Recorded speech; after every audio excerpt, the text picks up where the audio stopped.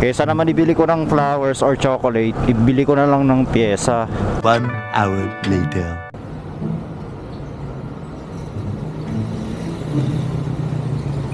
Pisting yawa yan.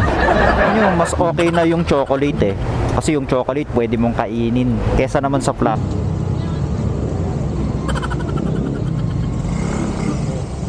Tsaka na yung pyesa mo. Huwag kang magtampo. Ganyan talagang buhay. Meanwhile, Tulog.